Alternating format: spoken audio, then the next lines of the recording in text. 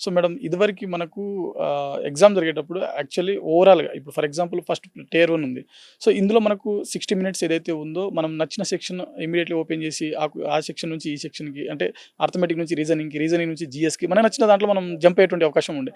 So, ఈసారి ఏదో sectional సంబంధించినటువంటి ఏదో చేంజెస్ చేశారని చెప్పి విన్నారు. కొత్తగా వచ్చారు. ఒకసారి అది చెప్తారా మేడం? అదేంటి అనంటే, ఇదివరకు మీరన్నట్టుగా ఫస్ట్ నేను క్వాంట్స్ రాసాను. దాని తర్వాత ఏదన్నా ఒక క్వెషన్ దగ్గర స్ట్రక్ అయిపోయాననుకోండి, ఇంగ్లీష్ సబ్జెక్ట్‌కి మారి, మళ్ళా ఇంగ్లీష్ రాసుకొని, తర్వాత మళ్ళీ వెనక్కి వెళ్ళి, అలా రాసుకునే అవకాశం ఉంది. వితిన్ 1 అవర్‌లో మీరు ఏ సబ్జెక్ట్ ఎప్పుడైనా అటెంప్ట్ ఇవ్వచ్చు. కానీ ఈసారి ఎస్ఎస్‌సి సీజీలో ఏం తీసుకొనొచ్చింది అనంటే, సెక్షనల్ వైస్ టైమర్‌ని సెట్ చేసింది.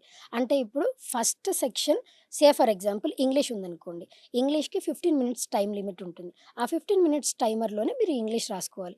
10 మినిట్స్‌లోనే కంప్లీట్ అయిపోయింది. ఇంగ్లీష్ చదువుకుంటూ వెళ్ళిపోవడమే కదా! 10 మినిట్స్‌లో అయిపోయింది. అయ్యో! మిగతా 5 మినిట్స్ ఉన్నాయా? క్యారీ ఫార్వర్డ్ అవుతాయా నెక్స్ట్ దానికి అనంటే నో. అలా క్యారీ ఫార్వర్డ్ అవ్వవు. 15 మినిట్స్ మీరు దానికోసం అలాట్ చేయాల్సిందే. చాలామంది స్టూడెంట్స్ ఇబ్బంది పడే అంశం ఏంటి అనంటే క్వాంట్స్‌కి ఎక్కువ టైం కావాలి వాళ్ళకి. మ్యాథ్స్ చేయటానికి ఎక్కువ టైం కావాలి.